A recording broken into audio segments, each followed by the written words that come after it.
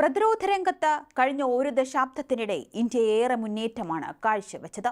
ലോകരാജ്യങ്ങളിൽ നിന്നും സംരക്ഷണത്തിന് ആവശ്യമായ ആയുധങ്ങളും സൈനിക വാഹനങ്ങളും വാങ്ങിയിരുന്നതാണ് ഇന്ത്യയുടെ പതിവെങ്കിൽ ഇപ്പോഴിതാ ഇന്ത്യൻ നിർമ്മിത ആയുധങ്ങൾ വാങ്ങാൻ ലോകരാജ്യങ്ങൾ ഒന്നിനു പിറകെ ഒന്നായി എത്തുന്നു എന്നതാണ് അടുത്ത കാലത്തെ പ്രത്യേകത.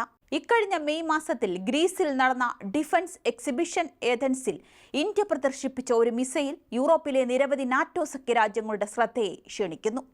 Defence research and development organisation തയ്യാറാക്കിയ long range land attack cruise മിസൈലാണ് ലോകരാജ്യങ്ങളുടെ കണ്ണ് ഉടക്കിയത്.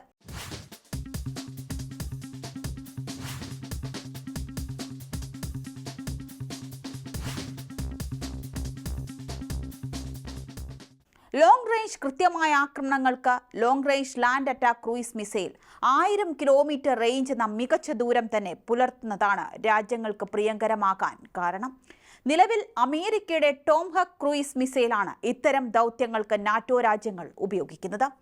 റേഞ്ച് കുറവും ഏറെ വിലയേറിയതുമാണ് അമേരിക്കൻ മിസൈലുകൾ എന്നതാണ് ഇന്ത്യൻ മിസൈലിലേക്ക് യൂറോപ്യൻ രാജ്യങ്ങൾക്ക് താൽപ്പര്യം തോന്നാൻ പ്രധാന കാരണം. നിലവിൽ ഇന്ത്യയുടെ തന്ത്രപ്രധാനമായൊരു പ്രതിരോധ പങ്കാളിയാണ് ഗ്രീസ്. നാറ്റോ മുന്നോട്ട് വയ്ക്കുന്ന ഡിസൈൻ നിലവാരം LRL-SC മിസൈലുകൾ പാലിക്കുന്നുണ്ട്. DRDOയുടെ നിർഭയ് മിസൈൽ പ്രോഗ്രാമിന് കീഴിലാണ് ഈ മിസൈൽ വികസിപ്പിച്ചത്. എയർബേസുകൾ, കമാൻഡ് സെന്ററുകൾ തുടങ്ങി ശത്രുവിന്റെ തന്ത്രപ്രധാനമായ കേന്ദ്രങ്ങളിൽ കൃത്യതയാർന്ന ആക്രമണം നടത്താൻ ഈ മിസൈൽ ഉചിതമാണ്. പാകിസ്ഥാനെതിരായ ഓപ്പറേഷൻ സിന്ദൂറിൽ ഇന്ത്യ ഇത്തരം ആക്രമണ രീതിയാണ് പിന്തുടർന്നത്. 450 കിലോ വരെയുള്ള ആയുധങ്ങൾ, അവ പരമ്പരാഗതമായതും ഒപ്പം ആണവായുധമായാലും വഹിക്കാൻ മിസൈലിന് കഴിവുണ്ട്. 10 മീറ്ററിൽ താഴെയുള്ള ആക്രമണത്തിന് ആവശ്യമായ പ്രദേശങ്ങളിൽ GPS-ഉം ടെറൈൻ കോണ്ടൂർ മാച്ചിങ്ങും ഉപയോഗിച്ചും ഇവ ആക്രമണം നടത്തും. ഒന്നിലധികം തരം ആക്രമണ രീതി പിന്തുടരാൻ കഴിയുന്ന long range land attack cruise മിസൈലിന് അമേരിക്കയുടെ ടോംഹക്ക് മിസൈലിനെ ഇക്കാര്യത്തിൽ പിന്നിലാക്കാനുമാകും. നാറ്റോ രാജ്യങ്ങൾ ഉപയോഗിക്കുന്ന F-16 യൂറോഫൈറ്റർ, ടൈഫൂൺ, റഫാൽ എന്നിവയിൽ ഇവ ഉപയോഗിക്കാൻ സാധിക്കും.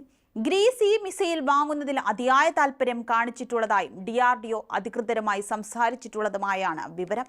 പോളണ്ട്, റൊമാനിയ പോലുള്ള റഷ്യൻ അധിനിവേശത്തെ ഭയക്കുന്ന രാജ്യങ്ങൾക്കും ഈ മിസൈൽ വാങ്ങാൻ താൽപ്പര്യമുണ്ടായിട്ടുണ്ട്. ഇതിന്റെ പ്രകടനം അവർ വിലയിരുത്തുകയാണ്. തന്ത്രപ്രധാനമായ കരിങ്കടൽ പ്രദേശത്ത് പ്രതിരോധത്തിന് മിസൈൽ ഉപയോഗിക്കാനാണ് റൊമേനിയ ശ്രമിക്കുന്നത്.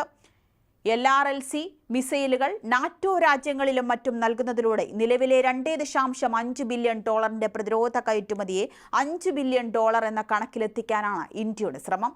മിസൈലിന്റെ ശക്തിയെക്കുറിച്ച് ആത്മവിശ്വാസമുണ്ടെങ്കിലും രാജ്യത്തിന്റെ തന്നെ പ്രതിരോധ ആവശ്യങ്ങൾ പ്രഥമ പരിഗണന നൽകിയ ശേഷമേ കയറ്റുമതി ആലോചിക്കൂവെന്നാണ് DRDO വ്യക്തമാക്കിയിരിക്കുന്നത്.